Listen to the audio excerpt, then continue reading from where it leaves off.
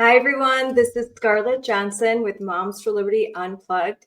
And today I have a special guest, Daniel Buck. He is a research fellow leading conservative education reform at AEI, American Enterprise Institute.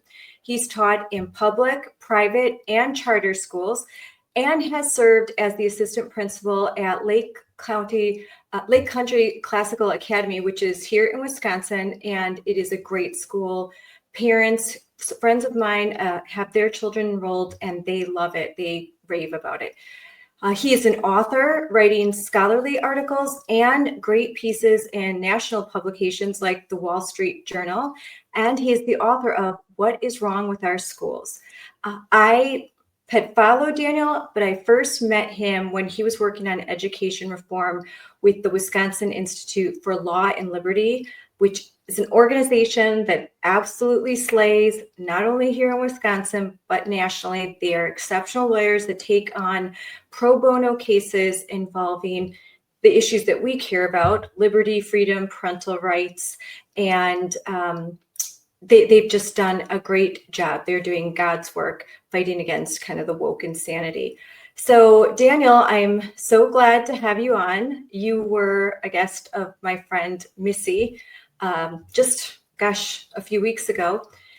But today I just wanted to kind of delve deeper into some of the curriculum that is in schools and you would have a really good perspective on the training videos, some of the slideshows that I have that actually maybe parents won't see them, but teachers and administrators are forced to sit through these struggle sessions all the time, probably even some right now as we're about to start school. So thanks for being on. And if you want to talk a little bit about what you're doing right now. Yeah, thanks for having me on. Definitely want to give props to the Wisconsin Institute for Law and Liberty. They're doing the Lord's work in the cases that they're fighting. And also they have over 40 school board policies. So, you know, once a normie parent or a conservative or someone who's just kind of fed up with all of the crazy progressivism in schools, if they win a seat on the school board, well, then what do you do? And they've written all of these like word for word policies that you can just copy and paste. And they've done the work for you, consulting with, education experts to get their opinion on it. And then also lawyers to make sure all of the language in there kind of passes muster. So they're doing great work over there. It's funny that you asked what I'm working on right now, as we're about to talk about teacher professional development. Is I kind of very behind the scenes right now. It's not, I don't have any finished product, but I'm kind of open records requesting a whole lot of schools of education and teacher prep programs to see what are teachers actually learning, how are they being taught to teach, what are they being told about American history or English language arts or any of these things, to see how did all of this wokeness and progressivism get into schools? Because I think a lot of it is through teacher prep, schools of education, those kinds of things. And we may be, because I've been doing this now for 5 years and you have the background of education. So maybe we should explain a little bit about what we're talking about with these training with professional development. How much professional development does a teacher have to have every year? They're required, right, for their licensure. Mm-hmm. And what does that look like and how does that affect the classroom? There is on the margins of $26 billion that gets spent on professional development every single year in school districts. This flow of money is really what bankrolls a lot of the craziest ideas in education. You know, you have a DEI consultant. How are they going to make money? Well, a district has $26 billion. They have to spend it on something, buying somebody's curriculum, paying some speaker to come in. So they shell it out to all of these consultants that sell the latest fad, the latest thing. You know, you're not going to make money telling the school that, well, kids have to like memorize their math facts and sometimes sit down and work silently. That doesn't sell. That's not shiny. That's not new. That doesn't get everyone feeling good vibes. So whatever the latest fad is, whether or not it's successful, whether or not it's bought into progressivism or pretty normal, it bankrolls these crazy ideas. So teachers will spend, a week or two before the school year starts, from 8 to 5, 8 to 4, whatever it is, sitting through professional development. and then periodically once or twice a month throughout the year have after school meetings where the administrators don't have time to make all of this stuff. So they find a consultant stuff. They find another consultant who's made a teacher prep curriculum that they kind of buy and then just, present to their staff, or they bring in another speaker who's going to tell them about how, giving students zeros is racist or something like that. I muted myself for a second, but most consultants, aren't they former teachers often? Because I know in Wauwatosa School District, when we were really fighting back against, we'll talk about that more, comprehensive sexuality education and a lot of the critical race theory and DEI, what I discovered were that the companies that they would hire, they had on staff as the trainers, the DEI consultants. They used to be teachers. Sometimes they would work in adjacent districts, or they're former administrators, and then they go into AVID, right? Like their former principal now becomes the head of AVID in Wisconsin, and they all know each other. Like they're in my district, our superintendent in my district, he has two brothers, and they're superintendents in other districts in Wisconsin. So it's a small world. So you become a consultant, well, you know everyone, you pitch to your friends, and eventually maybe, hey, you'll become a consultant too, and then you get to make really high that compared to a teacher's salary. And you could talk about this. What is the difference between a teacher's salary and that of a paid consultant? Oh, so much more. I mean, a teacher will make anywhere from $50,000 to $100,000 a year. I think about Wisconsin passed this Act 20 law to push for phonics. Big fan of it, love phonics, but a piece of that was all teachers basically in the state have to go through a phonics training. And the state of Wisconsin approved it was 3 or 5 vendors. And if every teacher has to go through that, each teacher is anywhere, depending on the program, costs about $200 to $500 per teacher. The district has to spend all of that money. This is millions upon millions upon millions of public monies funding towards these 3 phonics curricula. The amount of money that you can make off of consulting, there is no ceiling, essentially. So you're asking me how much do they make? It's like, well, $50,000 a year if they're not very good at it, millions upon millions upon millions of dollars if they get on one of these, state approved vendor lists where you are the only phonics curriculum, you are the only discipline curriculum, you are the only, DEI re-education consultant that gets to work in the state. Then they get all the teachers in that state, anywhere from $200 to $1,000 per teacher per head, and it's exorbitant amount of money. And we've got CISA, which, maybe you could explain a little bit about that, because is that unique to Wisconsin? I think, is that kind of a national thing? I would not be able to answer that question. Okay. Well, CISA does a lot of the grant writing for districts. So because they're constantly looking for money, CISA, like in Wisconsin, we have several of them, but it's an organization that basically serves to write grants. And so then, then they know when there's a certain grant, find the consultant, all of that. But then when writing policy, oftentimes even school boards hire out, they will use another organization to write policy, like cut and paste policy, and it's been vetted. And even those organizations will say, hey, and we can, like, for example, for Title IX, when former President Biden tried to change Title IX and change the definition of sex to include gender identity, that went from 1 paragraph to 1,500 pages of federal rules.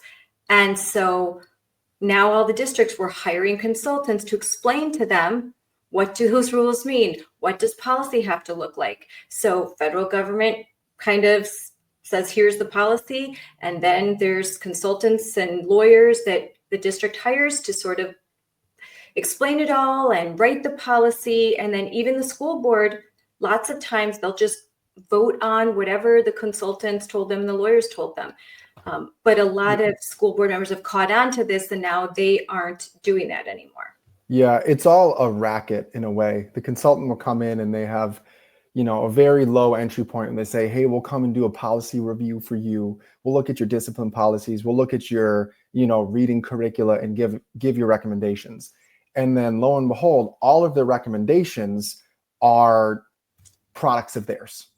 I was a part of an effort that was trying to launch a classical charter school. We kind of got stonewalled by some authorizers in Wisconsin, but there was this consultant group that we were going to work with, and they looked over all of our documents for a very low price. And then sure enough, what did they find? Well, we needed all of these things to improve it.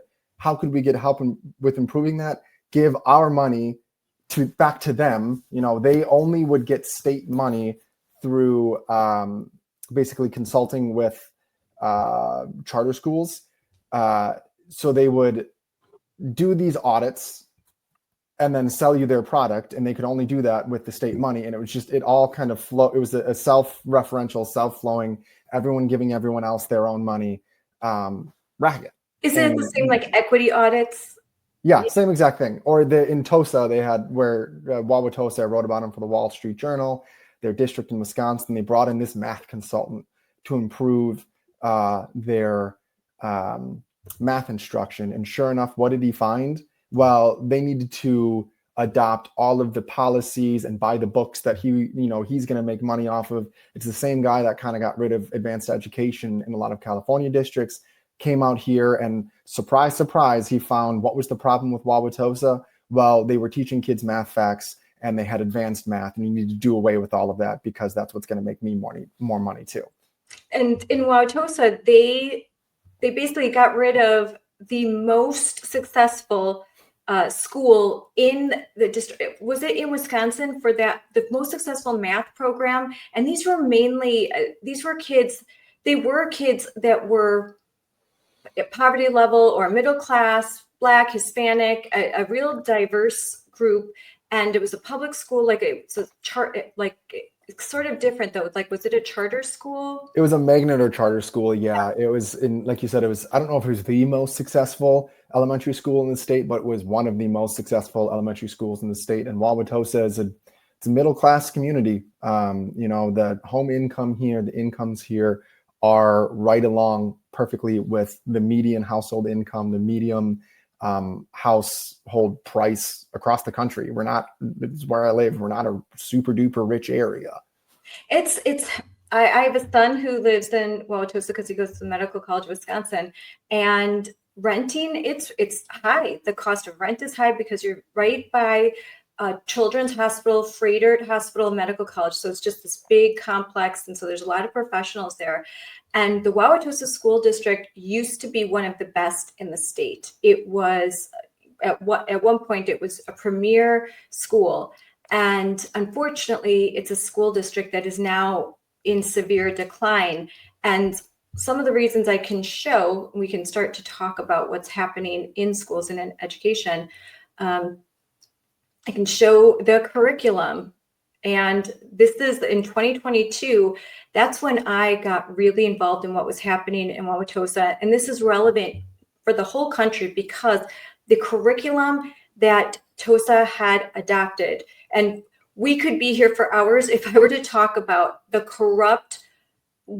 way that they got they created a commission per Wisconsin statute, all the things that they did. It would be a very long show and I won't go into that, but needless to say, they eventually got a curriculum passed, and it's just outrageous, the curriculum. It is comprehensive sexuality education, and the writers of this curriculum are advocates for youth. It is a curriculum that was provided to Wisconsin through grants and federal funding, and therefore it was quote unquote free, Daniel, so free to the school district. However, once the school district adopted said program, guess what they needed to start to implement it? The free curriculum. Yeah, they needed a consultant. Yep. They needed to hire a consultant that could come in, and sometimes those consultants can be Planned Parenthood, could come in. It can be someone that's privately contracted, but when I saw what was in this curriculum, I was outraged, and you can see some of the images. I said it was ground zero for this unproven curriculum in Wisconsin. It was created by the Future of Sex Education Initiative, a partnership with Advocates for Youth, SECUS, that's Sex Edge for Social Change. And it trains students in gender identity, sexual orientation, and other sex-themed topics from kindergarten straight through high school. You know the curriculum I'm talking about because you have written about it. Have you seen some of the lesson plans and images? Yeah, I have. And I just want to do some level setting. Like, why are we talking about this random district in the middle of Wisconsin? And it's because it is a middle class district. It's an area that went for Walker, Republican governor, 10, 20 years ago, and now has swung super far to the left.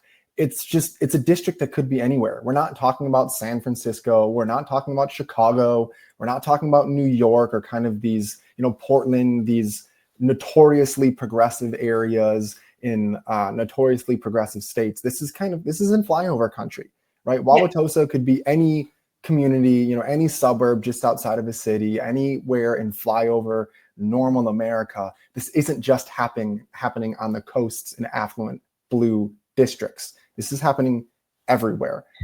What's on this curriculum? I mean, telling elementary schoolers that they can be transgender, just horribly graphic images. You saw that you had to black out some of them, the kinds of things that would get me probably kicked out of the school board if I went up there with a blown up version of it, being shown to little kids. That SECUS curriculum that you talked about is about as, I sound like a crazy person when I describe what's on this curriculum, but it has influenced, I think they claim, 20 or 30 states across the country and hundreds upon hundreds upon hundreds of districts. It teaches, third graders about puberty blockers.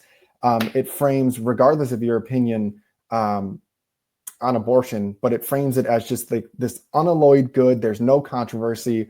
Anyone who has any questions about it to elementary school students, again, regardless of your opinion on it, why are we teaching second graders about this? They don't need to get involved in that controversial of an issue. Transgenderism to kindergartners, sex assigned at birth to first graders. It's all there. Yes, and I'm showing some of the slides. I always have to do this because you're right, Daniel. People would not believe what I'm saying if I don't show them the receipts because it sounds so crazy. And I'm glad that you mentioned that Wauwatosa, Wisconsin, the first district that implemented this, but certainly not the last. There are many other in Wisconsin that could be anywhere. This is not Madison, the capital of Wisconsin. This is not it's pretty much blue. It's a working color area. When the community found out about this curriculum through the efforts of groups like Moms for Liberty and a lot of community groups, so I got kind of brought in at the end. There was a whole parents group that had been set up, and they set up meetings, and they even created a website. They really tried to get the information out there. When they did that, the community reacted in horror. It became so unpopular that they had to do several school board meetings. They were pretty upset at us because we exposed what was happening, and they thought they could just slide it through. This happens all over the country. This is the curriculum. Mahmoud v. David, the historic Supreme Court decision that we had. I was there in DC as it was, as the Supreme Court released it. Mahmoud v. Taylor, that case revolved around this curriculum. It was this curriculum, Advocates for Youth, the same one in Wisconsin, the same curriculum in Wauwatosa that was introduced in the Montgomery County School District in Maryland.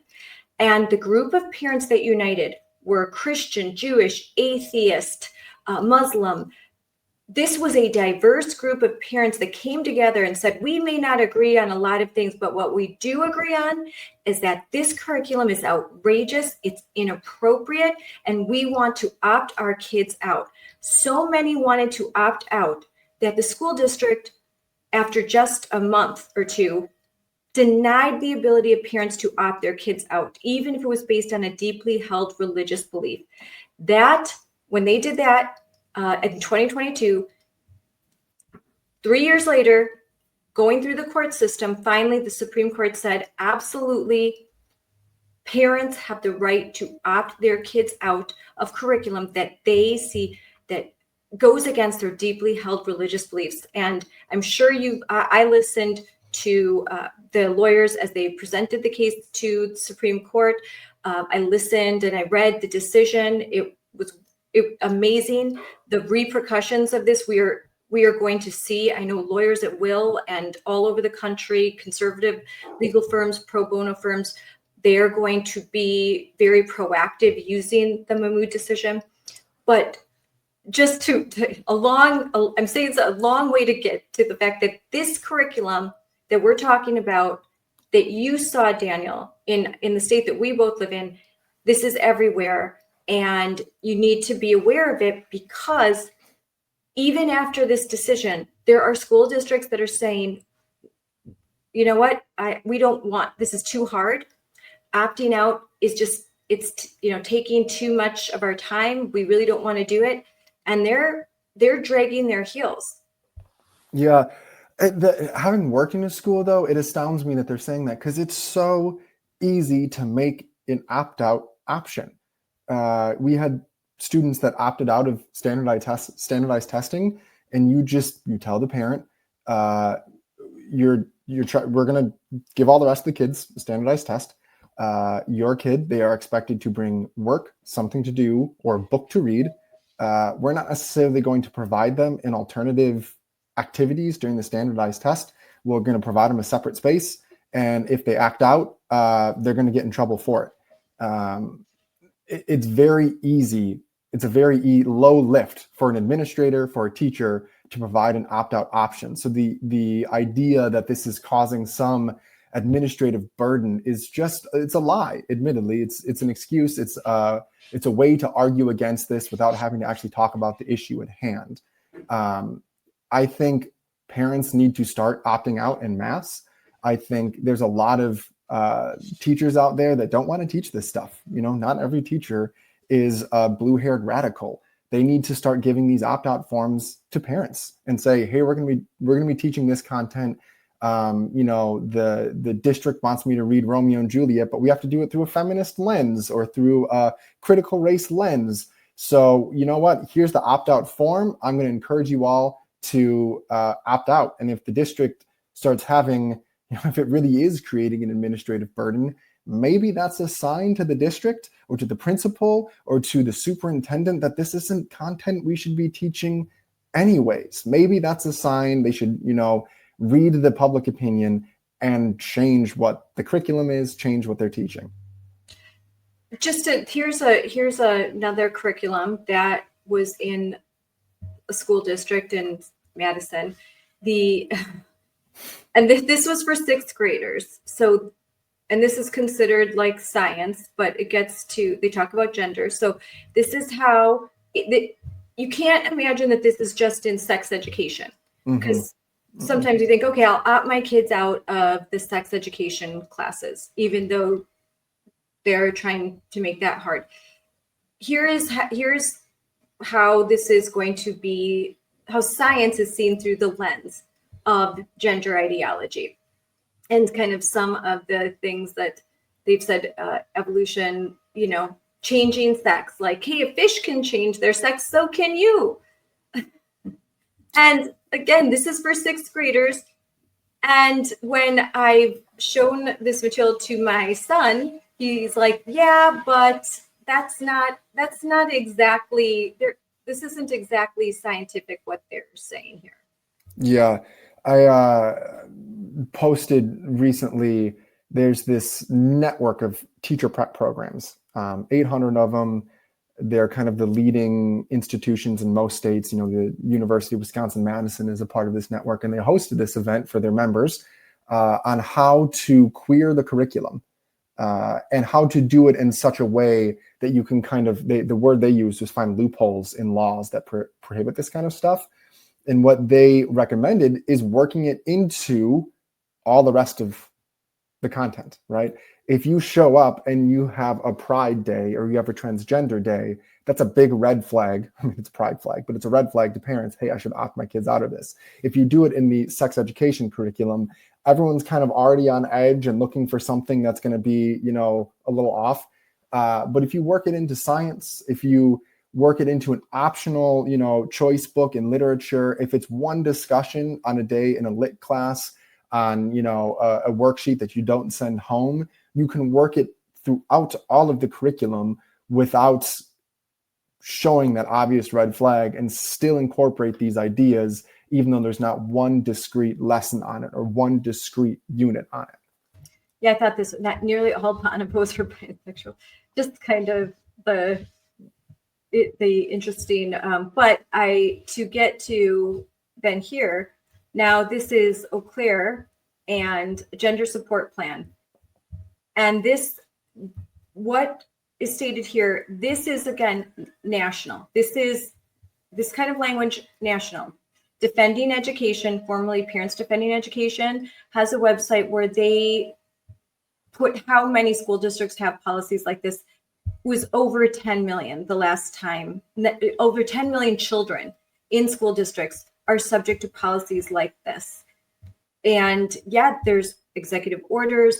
We've got the Department of Education that's trying to withhold federal funding. We can talk a little bit about that. But these districts are really, they're very committed to gender ideology, to putting politics before kids.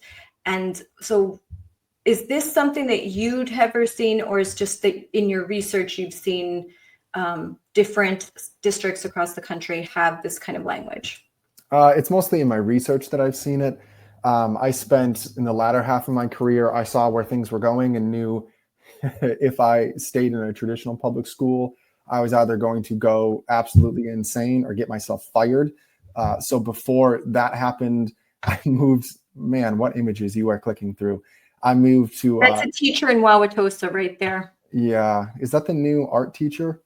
He was a first grade teacher, so I'm not sure. I think he's now I think he's moved up and he's doing something else, I think now, but for many years he was a teacher. Yeah, but I moved to Catholic and classical schools to kind of get away from all of this, so I blessedly did not experience it firsthand.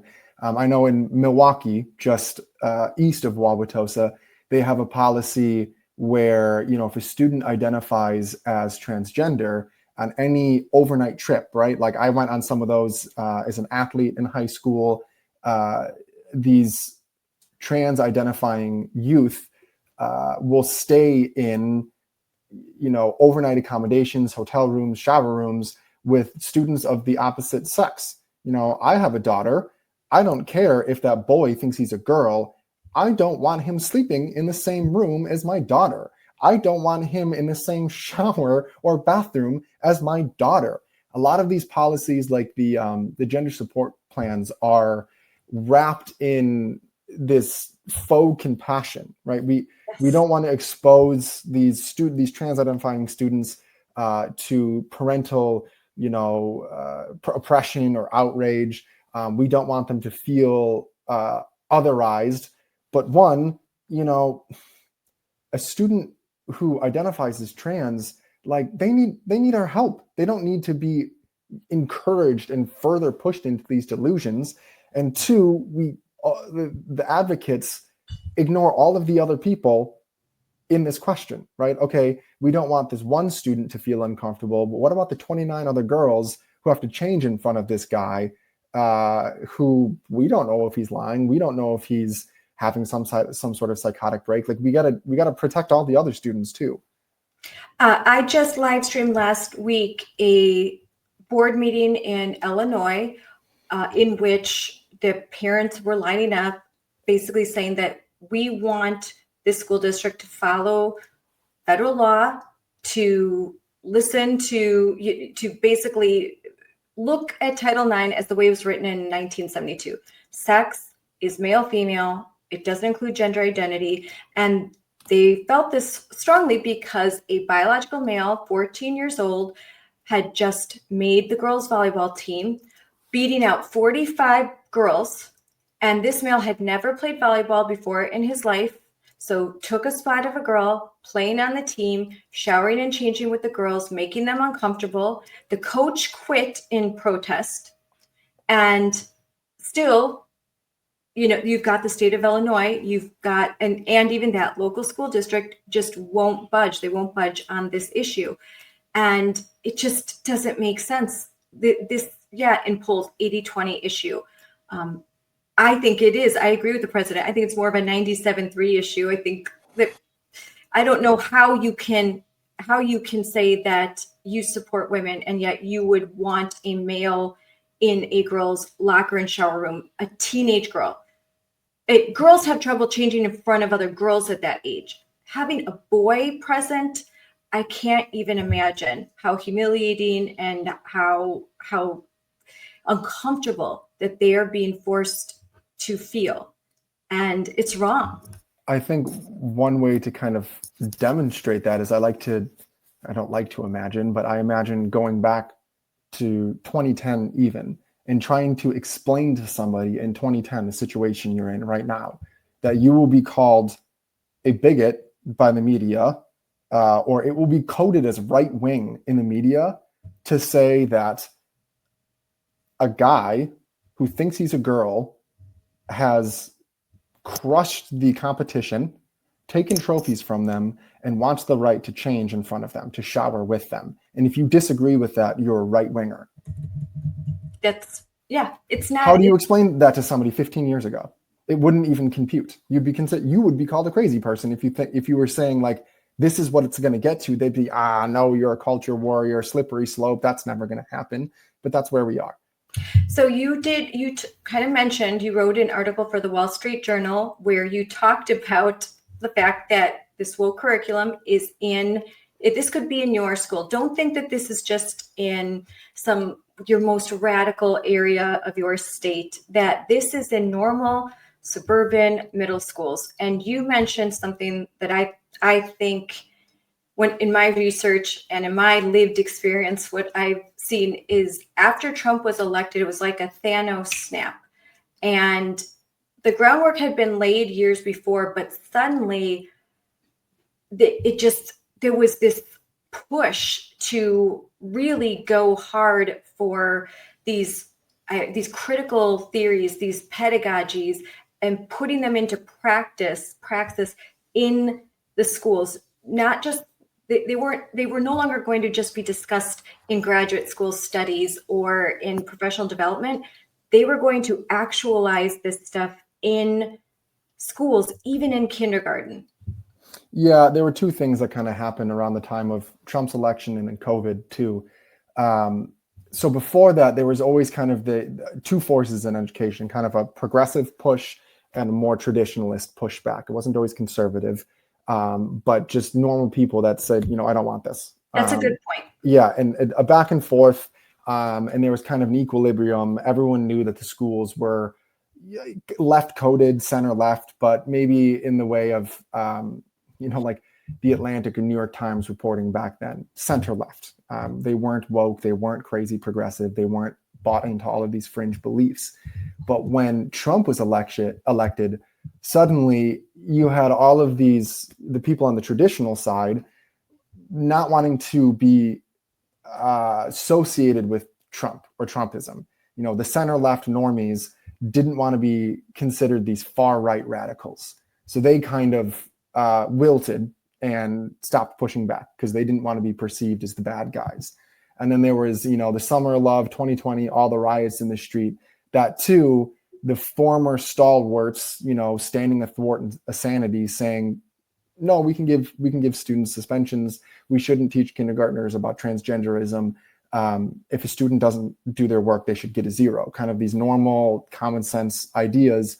All of a sudden, the political pressure was turned up to 11, And again, they wilted. They just let the progressives have their way. And for 2, 3, 4 years, that progressive side, especially the fringy beliefs, just kind of ran rampant. And they had control over curriculum decisions, policy decisions. You had charter schools that used to be, some of the best in the country saying, well, working silently is racist, so we're not going to have any more silent work time. Quiet hallways is oppressive. That's a white person thing, which is like, you guys are the racists if you're saying that. All of a sudden, these charter schools are getting rid of their behavior policies. You're a crazy right-wing radical if you think that men and women are different and you can't change gender. It went wild from about 2016 to about 2022, and then you started seeing a lot of parent pushback. That's a really good point, because we'll say conservative, but I think you're right. Traditional, that it wasn't necessarily conservative, not Republican, Democrat, but just your traditional forces that understood, how education works, what works, and that they were able to kind of hold the tide of more progressive forces of education. In the 90s, when you were in school to be a teacher, did you see a change as you were being educated? From my research, and I've watched podcasts on this, and I've actually watched the lectures, I've read some of the books about the mid to late 90s, there was a real shift in the schools of education where almost like a conscious decision was made that as a teacher, an educator, Paulo Freire view, we can mold and make the society we want if we can get to the children as young as possible and kind of create revolutionaries. Yeah, so you're referencing Paulo Freire, he was writing in the late 70s. He's a Brazilian Marxist. His book is one of the most assigned books to prospective teachers in schools of education. It's the third most cited book in all of the social sciences. He's this wildly influential thinker that very few people know about. We all know, we've all at least heard the name Rousseau or Kant, but many people haven't heard the name Paulo Freire, despite his influence in the last half century. And he maps the oppressor-oppressed dichotomy of Marx onto student and teacher, adult and child. This idea that any adult imposition of rules is oppressive. The idea that there are some things that kids should learn, like they should learn to their phonics, that they should learn germ theory, that there are certain moments in history that they should learn about. These are all oppressive. And his ideas kind of took fire in the schools of education, and then they kind of became dominant around the 90s. That's when we have Gloria Ladson-Billings wrote this very highly cited article on what's critical race theory doing in education. That was in 1995. You can look that one up. Tens of thousands of citations. Again, another very influential academic paper. And this idea that schools exist not to train students in academics, not to teach them knowledge, not to teach them right from wrong, but to train up activists to deconstruct and change society. That critical pedagogy, that radical belief, that fringe idea that schools are meant to be institutions of activism really took off in the 90s, like you said. So I have in the background Debbie Irving. And how do I know Debbie Irving? Because I made a point for the last 4 years to not just read about the professional development and training that was offered to teachers in this country and in Wisconsin. I actually attended, because a lot of them all went to Zoom, I attended all-day trainings, and she was a speaker, I think on 2 different occasions. Mind you, she was paid, this is all funded with federal dollars. Now it was. Now a lot of that federal funding has been cut off. I'm sure that they are trying to figure out a way to still fund the Equity Institute and other programs like that around the country. But she was paid for with our federal tax dollars. and came to speak to teachers in Wisconsin and talk to them about the dominant cultures, saying that it's white, male, heterosexual, able-bodied Christian values, and this is bad. This is bad. I mean, the things that I sat through, hours and hundreds of hours of this, every time I thought, just when I've heard everything, there was something else. There would be some new crazy thing, and then I would go through the comments of the mainly kind of DEI administrators, teachers that were there, and they were like, "Oh my gosh, this is so brilliant. Oh, I love this. Oh, go girl, you're so right." They're all mainly white women, mind you. Okay, all white women watching this. I'm Puerto Rican. They consider me a racist, but they, of course, are not. And high-fiving about, oh yeah, oh my gosh, white people are so bad. Oh, I just thought I'm in the upside down here. Yeah, when all of this kind of started breaking into the news, I remember thinking like this is a surprise to people. People don't know that this is going on. This was Monday afternoon in the in-service professional development session for me. When I was in my school of education at UW-Madison, my teacher prep program, we were learning about transgender literacies. We had Black Lives Matter discussion circles. What year was that? 2015. So that just shows this was pre-Trump. Yeah. So it was there. We were reading, academic scholarly articles about how to incorporate critical race theory into our lessons, or how critical race theory informs policies.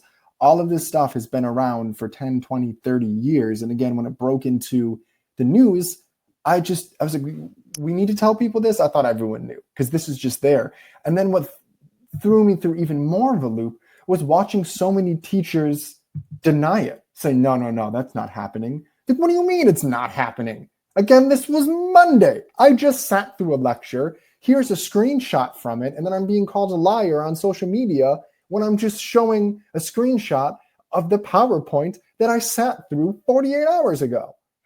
Oh, yes. I went to testify about what was going on in my school district in Madison and was laughed at. Like, that's not happening. That's not true. Like, oh, next you're going to say you saw unicorns. This is all critical race theory. Like, it's just a highbrow theory developed by Derek Bell in, legal studies. And if you're going to get your PhD, you might learn about it. And this is where I'd come and say, oh, wait, what about the fact that here are the mindset cards that were promoted, and they're saying commit these cards to memory, how to coach equity, how to use them, and how you can apply these in your classrooms. And when there's an equity audit, and you would know this, so an equity audit, one of the auditor comes around and they look in the classroom and they're looking, where is your diversity? Where is it? They don't just give these professional development sessions and walk away, especially if you've had an equity audit. You're going to hire a firm for 5 years, and for 5 years, they are going to closely monitor you. And they're going to demand, they're going to go through your classroom, go through your policies. They're going to put on more professional development. Look at, you're under a microscope for 5 years, and this is hundreds of thousands of dollars. And it never stops. We in Mequon and in Wauwatosa, Gloria Ladson Billings was brought into our district to lecture in critical race theorist for listeners. Yes. Yeah, I'm probably I'm getting so excited to talk about it. But yeah, she wrote the book Critical Race Theory in Education. And that's why when they're saying, "Oh, it's not in education," I was like, "But wait, here's the book, and here's another one, and here's the other one she wrote, how to bring it into education." She was a professor emeritus in Madison, and I sat through. She was one of the professors in my program. Really? Yeah. What I think we need to return back to here, though, is when schools adopt these policies, these curricula, these programs, they fail students. Like you said, Wauwatosa, and we're talking about Wauwatosa because it's close to both of us, but because it's such a representative district. It's a test district. It could be any school district across the country, not just the San Franciscos and Portlands. It used to be one of the best in the state. And now it has a reputation for fights, weekly fights, daily fights, just brawls breaking out in the hallway. They're not safe. Their scores are tanking. Teachers are leaving. There's a whole lot of parental kerfuffle going on right now at the districts or at the board meetings regularly, because families are leaving the area because of the schools. They don't have, it's not a super rich area. They don't have the money to send their kid to like a $15,000 a year private school. Their only option is to move, but they don't want to move because Barbados is a nice area. Yeah. So it is ruining the school district. It is. And we just had NAEP numbers just came out, and Wisconsin, in Milwaukee, Black children that were, they NAEP tests, it's 3rd grade or 4th grade? 4th grade, 8th grade, and occasionally 12th grade. So 4th grade, only 5% of Black 4th graders in Milwaukee could read at a grade proficient level. Can you explain what that means? Yeah, you got to be careful when you're looking at, all states have to have district report cards now. It was a part of the Every Student Succeeds Act under Obama, that states have to put out district and school report cards. Don't really look at the report cards, look at the reading scores. I looked at every single report card in Milwaukee. It was like 150 some schools. And there were, I don't have the exact number in front of me, but it was something like 30 schools that meet expectations or exceed expectations, and fewer than 20% of their students could read at grade level. I mean, if you have a school of 100 students and 5% of their African-American students can read at grade level, that means you have 1 or 2 or 3 kids. You got little Johnny in 2nd grade who can read at grade level, and then 99 other kids are stumbling through 4th grade material, 3rd grade material. When you put the number, not just a percentage, but you realize that means there's only 3 kids in that school who can read on grade level out of 200, out of 300, your jaw drops to the floor. Yeah, this happens everywhere, but they will set up a standard, and then they'll say, I know even in my district, they'll say, oh, well, we beat out Milwaukee. 55% of our 4th graders can read at grade level in 4th grade. I mean, I'm not a teacher, but 55% sounds like an F to me. Mm-hmm. Like if I got a 55% on a test, that's a failing grade. That's nothing to celebrate.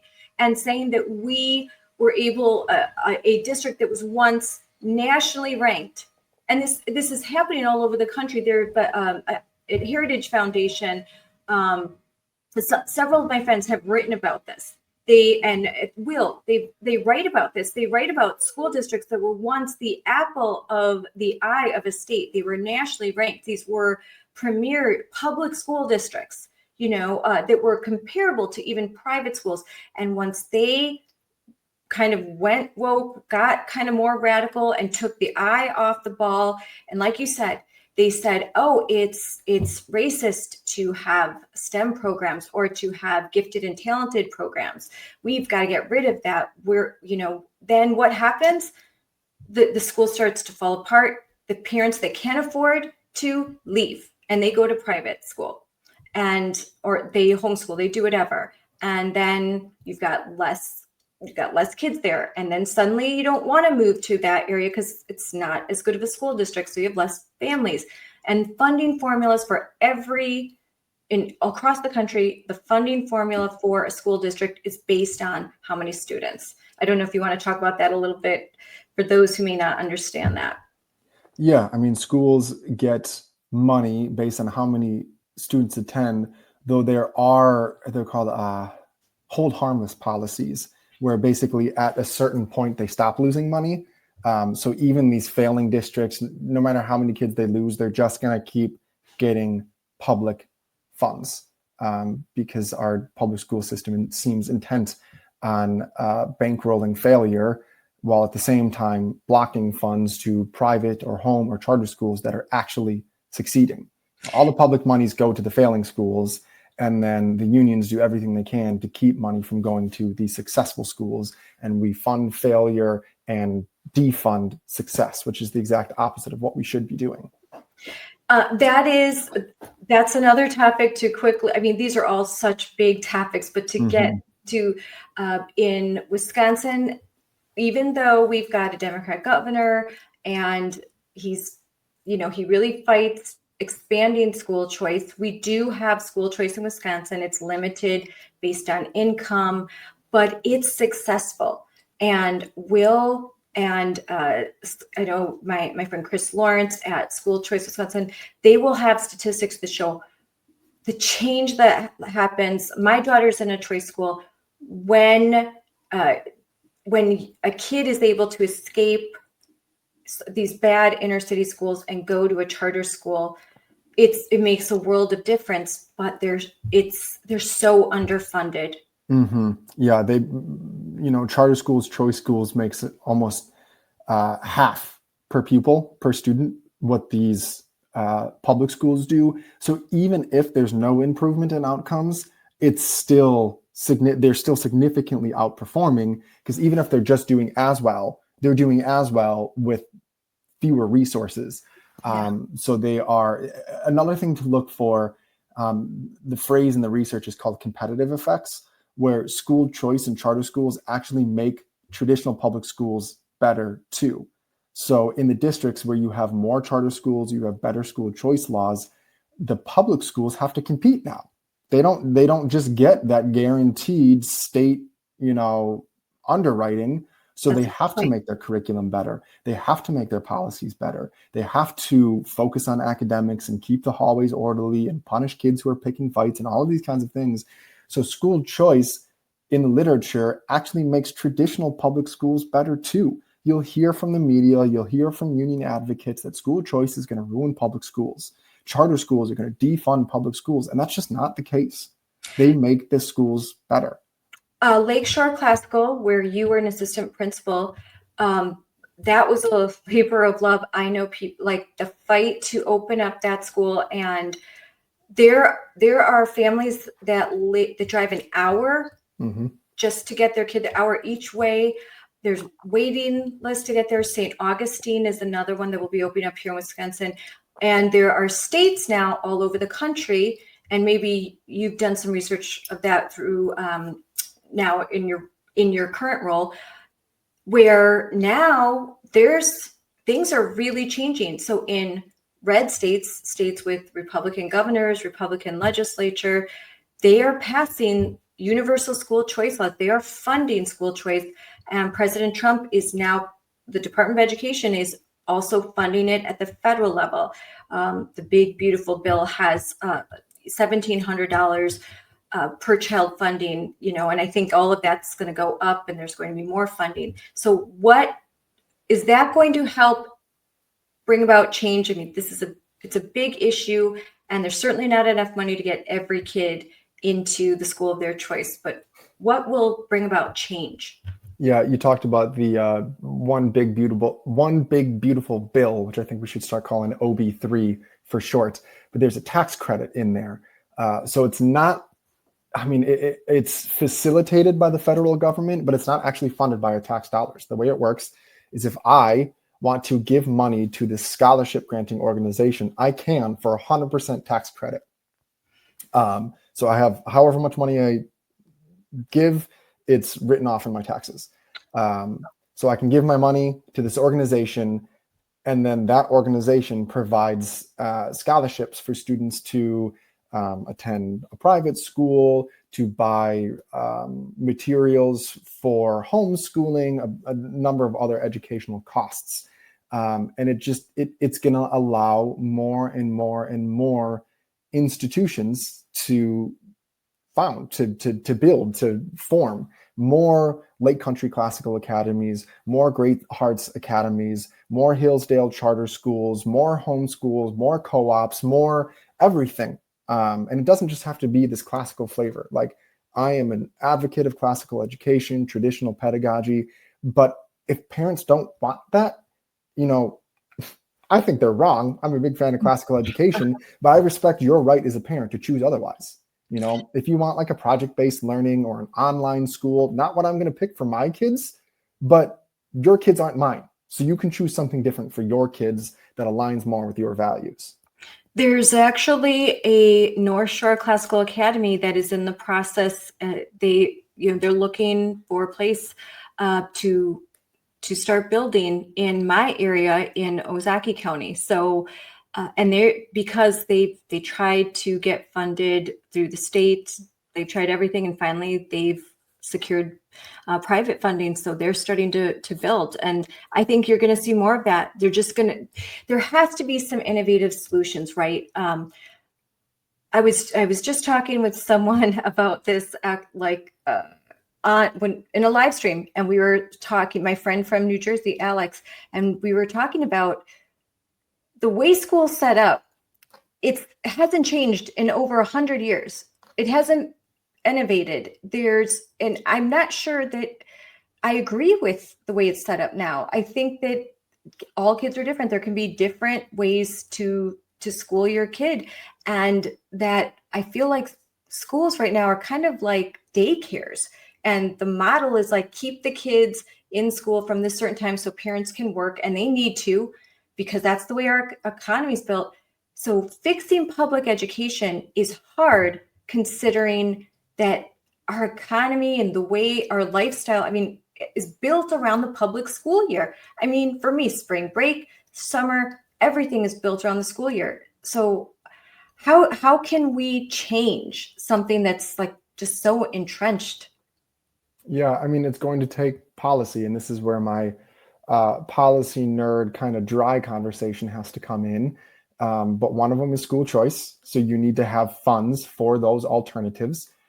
Private schools cannot compete with free. Public education is free. So unless you have something like vouchers or ESAs to kind of help parents afford an alternative, then the majority of families will still choose traditional public education simply because it's free. And then there's a lot of other regulation we're going to have to get out of the way. And this is where it kind of gets dry and boring, and people don't want to talk about charter school caps and things like this. But in New York, there are, I think it's only 250 charter schools. I don't remember the exact number, but there's a cap. There's a limit on the number of charter schools that can exist. There are things like policies that allow districts to not sell empty and vacant buildings to private or charter schools. There are like charter authorizing, like, bleh, I'm going to fall asleep when I talk about that. But it depends on the state. Some states, only the local school district can authorize a charter school, or only the state board of education can authorize a charter or private school. And you know what the district or the state board of education is going to do? They're not going to authorize any competition. So there are a lot of these policies. They want the dollars. Every kid that's funding for them. They don't want to lose the funding. Yeah. So there's a lot of these kind of behind the scenes, real in the weeds, nitty gritty, the things that only policy wonks usually think about, that we need to start talking about more and get rid of them so that we can have this Cambrian explosion of options. It's important that you say that. My husband is in commercial real estate, and that was something I found out 5 years ago. Like, hey, there's an empty building. Why not make a school? Well, you can't. They will not sell that building to another school. Like a private school can't come in and say, oh, I'll take this building. Our population's declined. We don't need all these buildings. We'll get rid of one. We'll sell it. We'll take that money, and maybe we could apply it towards our debt so we can stop constantly asking for, like what happens like every year. There's, we need to go through the taxpayers. We have to file a referendum. We've got, they're never, every single year I attend the end of year school board meeting, and oops, I don't know what happened. We lost $6 million. We don't know what happened. Yeah, you talk to a lot of these new school founders. what are the biggest challenges that they face? Invariably, you're going to hear facilities. I always, when I first started having these conversations with school founders, I was expecting them to say politics, to say, getting good teachers for it, going through this new curriculum the first time, setting up a discipline code, enforcing it, whatever, getting enough enrollment. No, that was never the case. It was, we don't have a building, and the district, population is in decline. People aren't having as many other kids. That district has 2 buildings that are sitting empty. Yep. And 5 buildings that are half full every single day, but they won't sell them to us.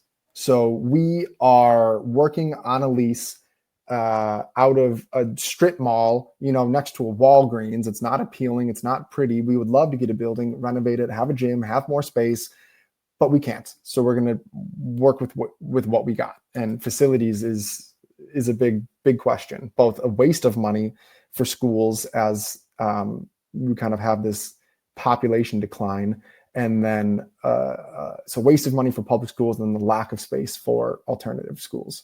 So, and you talk about how unsafe some of these schools in our country have become, public schools.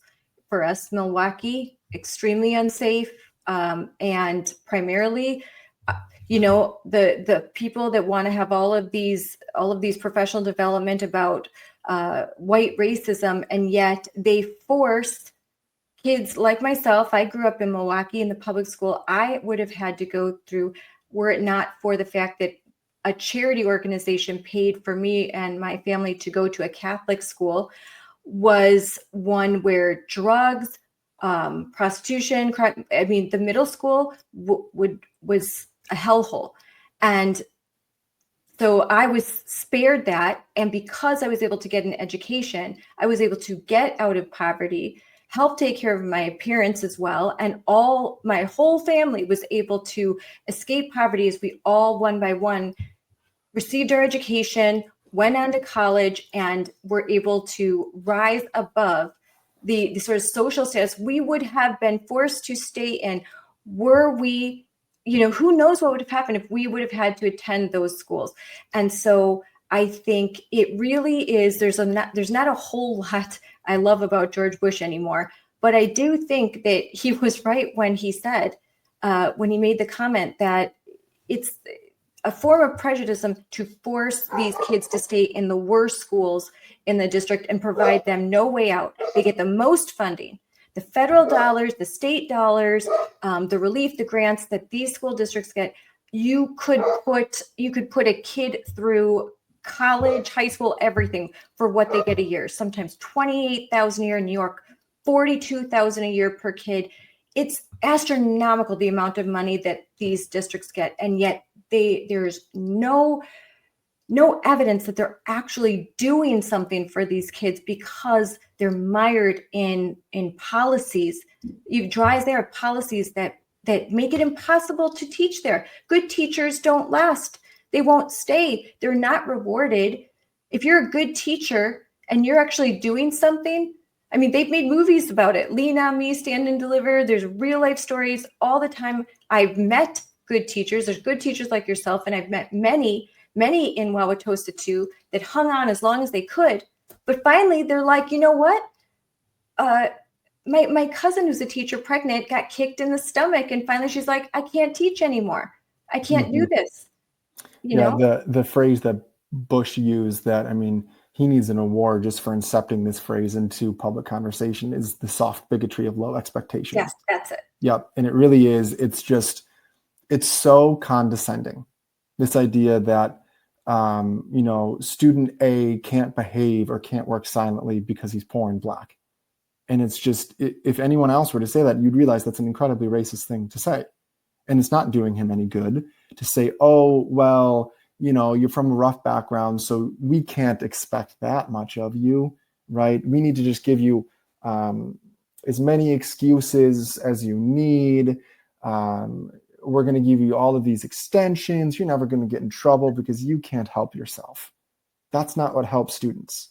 What helps students is saying, look, I know you've got a rough background, but you're better than this. You are going to rise up. You are going to turn that in on time. You are going to read this difficult work of classic literature. You are going to pass that test. You are going to sit down. You are going to behave. If you don't meet that expectation, I'm going to hold you accountable for it and then help you meet it later on, right? It's this empowering, holding kids to high standards, holding them accountable if they don't reach those standards. And that is what's going to push kids out of poverty into success, not this condescension, this soft bigotry of low expectations. And I can say I lived it when I started middle school at this Catholic school in St. Francis. I was 3 years behind, and I felt like I was drowning at first. My teachers were so great. The nuns, the priests, the regular teachers. And by the end of the year, I was doing better than half the class. And the next year I did better and better. But I had great parents that they, when the teacher said she needs to do this, this, and this, they did it. They would stay up late at night making sure I did things. When my brothers were naughty, they listened to the teachers. You have to be there's parental rights and parental responsibilities. Mm-hmm. You've got to, as a parent, be willing to do the work as well. You've got to make sure that you're checking in and you're going to teachers' conferences. And when you see a bad grade, that you're calling the teacher saying, hey, let's meet. I want to know what's up. Maybe is this a learning issue? Are they having a problem, or are they not paying attention? Or, mm-hmm. Get to the bottom of these things. And my experience, teachers have been partners with me, but I've always been very involved. And even to this day, as much as everyone knows I'm a Republican, everyone knows I'm an activist, I don't have a problem at my daughter's public school. I talk with the teachers, I meet with them, I communicate with them, and I've not had issues. When I do have even a small issue, I address it right away, and it gets taken care of. Now, is she going to a classical conservative school? No, I do wish that there were some things different, but actually I've seen improvement over the last few years, and I think it's because more parents have gotten involved, and they didn't get away with it anymore. And I think a lot of teachers, even those that don't agree with me, were grateful that a spotlight had been kind of shined and they could get back to teaching the way they wanted to and didn't have to go along with a lot of the garbage anymore. Yeah. And I mean, that's one of my messages. I'm often asked, Buck, what do I do? Friends on podcasts like this, what's your message to parents who are going through, their kids at a chaotic school, they're sitting in classes with kind of a lot of this inappropriate content or progressive messaging? What are parents to do? And my reminder to them is that the influence that a school has on your student is so incredibly small compared to yours. You don't want to completely discount what schools are doing. That's not a reason to be complacent and sit back and do nothing.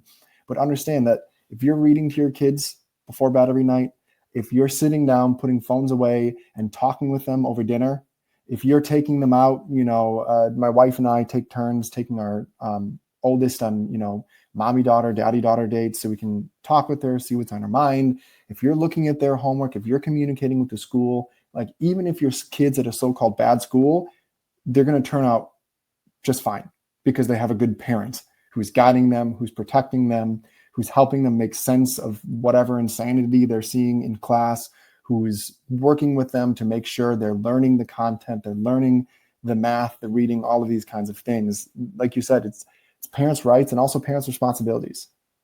I would say too that I know that this isn't always the case, but there are parents who could not afford to get out of school districts like Wauwatosa. They couldn't move, or they had an older child that was about to graduate, so they couldn't leave.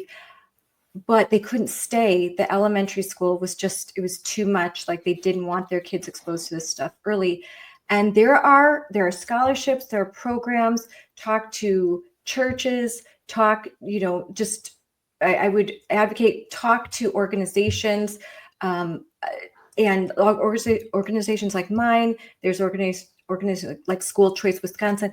Try and find ways to see, maybe I can do something so I can afford that private school. Maybe there's a scholarship. Maybe there's a break in tuition I can get. Maybe there's something I can do try and just where there's a will, there's a way, try to find that. Also, you can try to move to a different school district. I know there's waiting lists, but you keep trying to do that. But yes, just keep staying involved and there's going to be a few good teachers that just try and find them and kind of align with them and try, just keep talking, because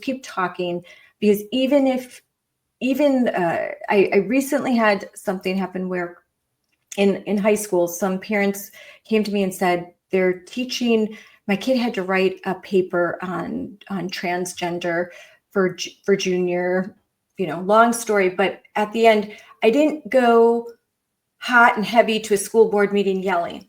I didn't call and I didn't put out social media posts. What I said was talk to the teacher, talk to the superintendent, talk to the principal, explain the situation and see what you can do quietly. And they were able to resolve this. And it turned out the teacher was like, I really didn't want to teach this, but I kind of felt like I had to. And it was a resolved situation. So you don't always have to like go in guns a-blazing. Sometimes it's good to be respectful, kind, curious, and show that we may not agree on everything, but you get that this is my kid. This is how I feel. I'm sure you can understand why I have a problem with this. Can't we work this out? Yeah. I think you can usually work something out. I got no better advice than what you just offered. It's just, but then there are some areas, go testify in Madison and you'll see there's some areas where try to move. Yeah. I mean that if the school board is all in on progressivism and you're not going to be able to vote them out, then there are only so many paths for correction out there. If the community has voted for progressivism, then they're going to get what they voted for. Good and hard is the old phrase. And the schools are going to go down the toilet, and the school board is in control of the curriculum, the policy, everything. So there's only so much that you can do. And like you said, at some point, your only option might be finding another school, homeschooling, seeing what a charter, like I might send my own kids to a charter school, the LCCA, it's a 30-40 minute drive for me. But that might be my only option. Mm-hmm. Yeah. And that's a sacrifice I'm going to make for the good of my own kids.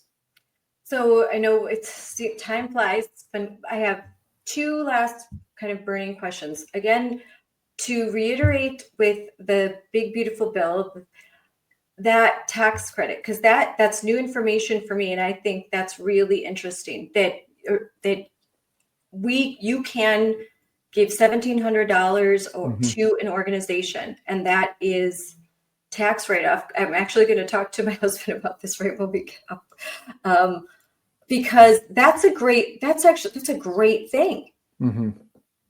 Yeah, I mean, for a lot of families, they want something better for their kids, but they just can't afford it. We're not all celebrities. We're not all best-selling authors. We're not all. So I got to hold my camera in place. My cat is trying to join us behind the scenes and going to knock my camera over if she's not careful. We're not all celebrities. We're not all district consultants that are going to be making millions of dollars selling insanity to schools. So we can't all afford a private school tuition. But if we could get $1,700 covered, maybe we can make ends meet. Yeah. So the more of these policies that get passed, it's more and more off ramps into something better for families. Yes. And I'm glad that this is, because then if you have a state where they're not going to vote for universal school choice and the governor's not going to sign it into law, and you're thinking, well, what about me? Mm-hmm. What can I do?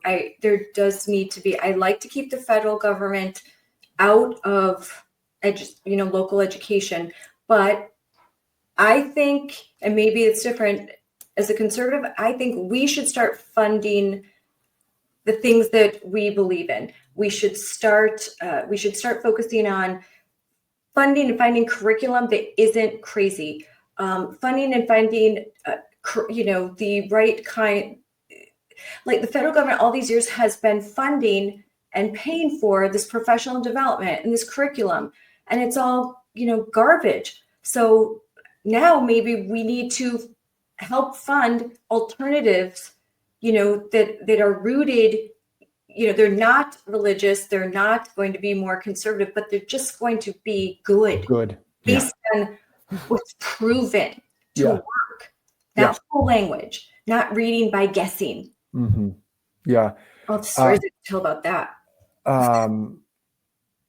Again, I got no better advice than what you're offering right now. There are alternative institutions setting up out there. There are curriculum companies that are good out there. There are alternative standardized tests that are out there. One thing though about the tax credit and big beautiful bill, unfortunately, governors have to opt into it. So it's there as a program, but then the governor has to decide that they're going to run it in the state. So this is something that your Moms for Liberty people need to be on top of, pressuring the governor to opt into it and making it clear and that there are going to be electoral consequences if they choose not to. Yes, that's a good point. And I think it sets up a real pain in the tuchus for blue state governors because it's such an easy messaging sell for conservatives. You don't want to fund students. You don't want to create scholarships for poor kids to go to better schools. How dare you? Yes. And it's going to be a rhetorical nightmare, as it should be, if any of these Democratic governors decide not to opt into it. That's a very good point. That's something we really do need to focus on. And I remember early on talking about the bill and that in my case, Governor Evers would have to opt in. And we've got to really put the pressure on them, especially as they start to go into session again in the fall. Mm-hmm. And finally, a burning question, believe it or not, this is hotly debated right now. And there are several states that have passed legislation that bans. Oh, I see where we're going with this. Yeah. In schools. And Wisconsin is now, that legislation was introduced, and now it's going to be headed for the Wisconsin State Senate. And it's strange bedfellows. Like, I don't know what I theoretically do not want kids on devices in the classroom, but there's a lot of debate on whether or not you should do that or you can do that, and who's going to enforce it. Yeah. I mean, I am a big proponent of it. I was just in July in a debate at a convening of researchers, and I was taking the pro side that we should be banning phones in schools. The research generally finds that these policies, kids spend more time running around at recess. Academics, so end of course exams and standardized tests, scores in both reading and math go up. Kids are socializing more. They have more warm and positive feelings toward their schools when these phones are kept out of the building. It was the policy 20, 30 years ago, and we're just kind of going back to that. What approach is best is still kind of to be determined because they've only been around for a year or two. There's not been enough time to kind of let the dust settle and see what's most effective. You do it at the state house, and then you have a universal policy across the state. But then district by district, if you don't have a superintendent or building principals that are bought into it, then it's not actually enforced. Versus if you do it district by district by district, you're going to have much better buy-in, but then it's not necessarily universal across the state. So there's kinds of these trade-offs. I don't know which one my preference is yet because I'm still trying to figure that one out. Some of the pushback that you'll see, I see a lot. We need kids to have phones because that's the only way we're going to expose some of the woke stuff. And I just long run, that cannot be the approach that conservatives take. I don't want to put that on kids. They're not there to be the surveillance state. They're not there to be accountability for us. I don't want to deputize them into that role. I want them to go to school to learn, and parents can do open records requests. We can do, I go through state level curricula and standards all the time. We can expose stuff that way. We can talk to teachers. We can look at our kids' work. There's other ways to have that transparency. We can push for transparency laws. And the other one that you see is, we want phones to happen kids to have phones in case of an emergency. But that's another one where it's not clear if phones actually make kids safer or less safe, right? If something is going on, if there's a fire, if there's a school shooter, if there's some other emergency, and kids are sitting there, they're not paying attention to what's actually happening. So there's kind of a counter narrative there that I don't think phones are actually going to help or make the kids safer in that case. I think they're going to distract them and make them less safe in that case. Well, my daughter's at my daughter's 8th grade school, like no phones. If they bring a phone out, it gets taken away, and I have to go pick it up. Parent has to go get it, so it's gone until the parent gets it. But in the high school, they can't have it out in the classroom, but they can have it on their person. I still think I don't like the phones in school. When my daughter texts me, I'm just like, why do you have time to text me? Yeah. I mean, I'm a fan of bell-to-bell bans because I don't want kids to have them at recess. I don't want them to have them at lunch. I worked at a school that allowed phones all the time. You walk into a lunchroom and the kids are they're not talking. They're staring down at their phone. They're not playing cards. They're not making jokes. They're not throwing food when the supervisor has their back turned. Not that I ever did that. But they're not doing what kids normally do and interacting and having fun. They're just all staring at TikTok in any free moment that they have. I chaperone my kids' 8th grade trips. Mm-hmm. We take the phones away. They're not allowed to have them. They're talking, they're laughing. I would see other schools where they had phones. Every single kid is on the phone. Every kid's sitting on the phone. No one's talking. No one's communicating. Take away the phone on the trip. And at first they fought us. Oh, they fought us. Like they got it at night. But by the end, they were talking and laughing and they got to know each other. Sometimes it's build relationships they hadn't had before. So it was great. The only issue is they bring their MacBooks and Chromebooks in high school. And so you kind of have to make sure they can't do the same thing on a Chromebook that they can on their phone. And I think Chromebooks they're being given now to like in 4th grade. They have iPads, but in kindergarten. So. Yep. One computing and, oh man, what was the number? I think Chicago Public Schools spent something like $300 million post-pandemic on tech. So that's software, computers, tablets, iPads for kindergartners. Just tech and schools is a whole nother discussion. Yeah, but that's a whole nother discussion. I was gonna say I worked at and I'm a proponent of classical education, so I think you can imagine where I fall on that one. It is a whole other discussion because they're data mining our kids too. Yeah. It's a whole thing. There's money behind it. There's dollars behind it. There's reason why they want to give these kids these things to the schools, and the schools can just give them out for free. Like nothing's free. There's a reason that all the tech billionaires send their kids to tech-free schools. Yeah. Notice how all the celebrities and billionaires, they don't let their kids have phones.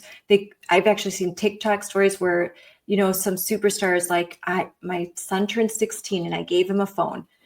So they know something. They are like, they're wealthy, they have everything, and yet they take their kids away from all of it because they know how bad it is and how dangerous it is. So, Well, thank you so much for coming on.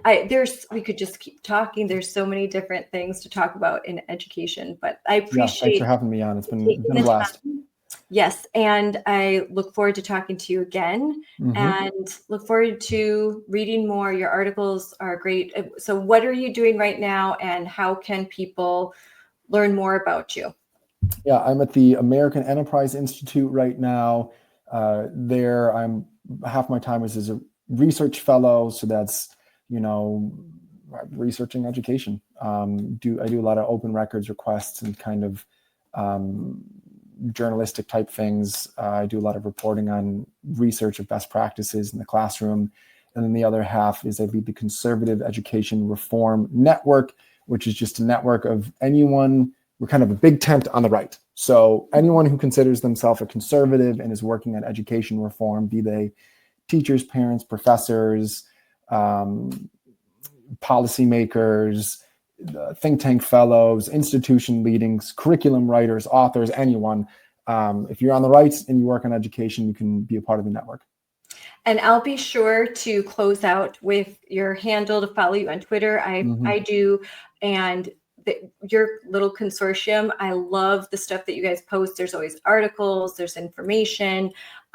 There's so much out there. So I'll make sure that everyone knows how to read what you do and listen to what you have to say. I've been following you for a long time, and I thank you very much for all that you do. And maybe I'll see you sometime around in Wisconsin. Now I'm in Wauwatosa all the time because my son lives there. Yep. So, likewise to all of the above. Great work you're doing at Moms for Liberty. Thank you. Have a good day. Thanks a lot. Bye.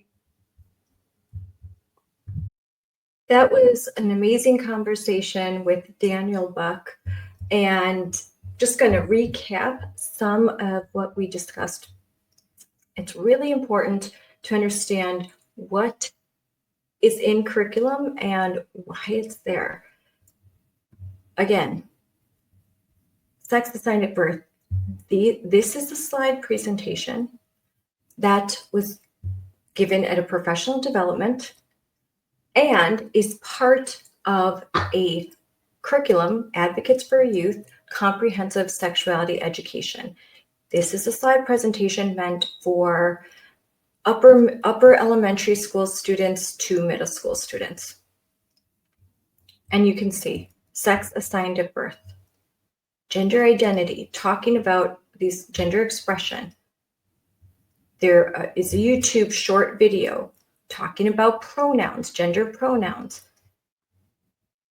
And look at, this is the age of the child that this is meant to attract. This is meant for young kids. Elementary students, look at this, creating LGBTQ plus affirming elementary schools. First slide. Basically, is this too young? Is kindergarten, first grade, too young for kids to learn about LGBTQIA plus topics? Oh no, it's not. It's not too young. And here they proceed that they're convincing educators, you need to talk about these topics as young as possible. And then here is the gender snow person. All of this is meant for young kids. This is another presentation. These are all actual presentations used in classrooms in Wisconsin. What about this? This is a slideshow presentation meant for school psychologists. And in this presentation, they talk about sex assigned at birth, intersex, gender identity, transgender, gender nonconforming, two-spirit, sexual orientation, asexual, other terms. What other terms? Questioning, queer, gender expression, furry.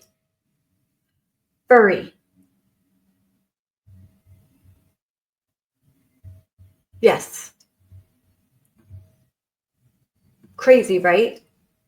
But this is a presentation that was given to schools. Why say gay?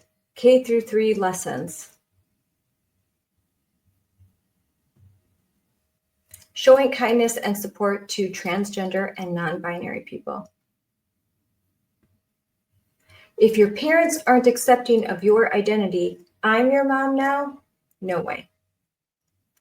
So you can see, this is, I could be here for hours. I could be here for hours going through slideshow after slideshow.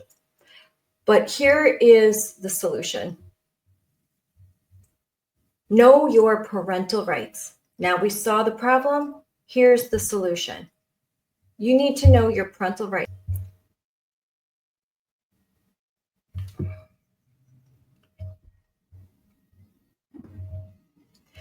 So we have seen the problem.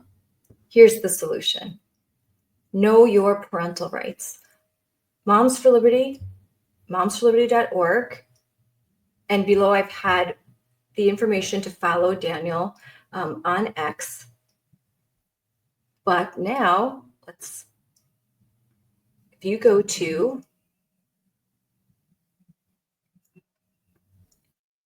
momsforliberty.org, you can download this free copy of a brochure, Know Your Parental Rights, but there's so much more than this. This is just a great brochure that you can share and hand out to people in your community. If you have a Moms for Liberty chapter, these are available to you that you can share and spread with your members, with your school board members. But on top of this, there is a plethora of resources. At Moms for Liberty Academy, we've got slideshows, presentations, lectures, YouTube videos, news articles, scholarly articles, data, research, everything that you could possibly want to know about controversial subjects, but also information about alternative curriculums and solutions. There's going to be a lot more information about solutions and what you can do and how you can make a change. And of course, the big solution is to run for school board, to support a candidate who's running for school board, to win elections, and to make really great changes, policy changes that will turn the tide in your school district. So get your copy today. Go to momsforliberty.org. It's great. And are you ready? Are you registered for the Joyful Warriors National Summit? If you aren't, you need to do so soon. It's going to be great. And don't forget to follow us on social media at Moms for Liberty. Number 4, at Moms for Liberty. And I'll put that banner up as well. Yeah,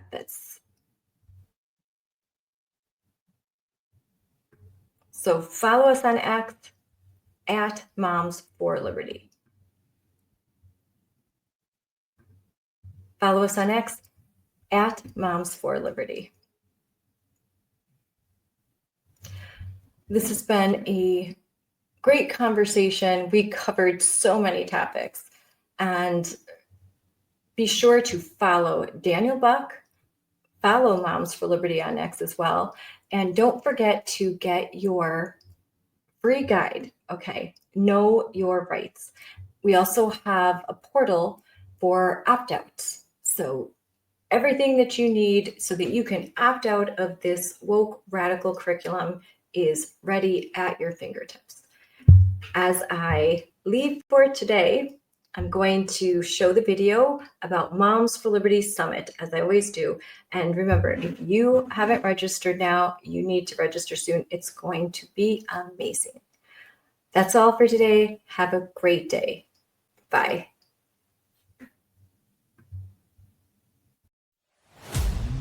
Elena, what state are you from? New York. Hawaii. I'm from Texas, Washington. I have my kids actually with me to do the march.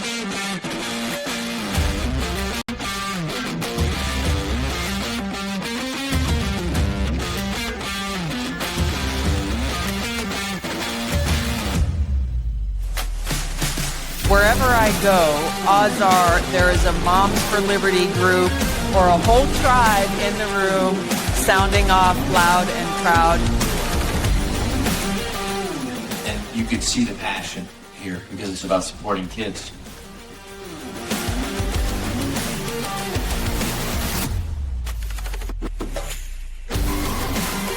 Pledge to each other that we will live like men and women who are determined to remain free.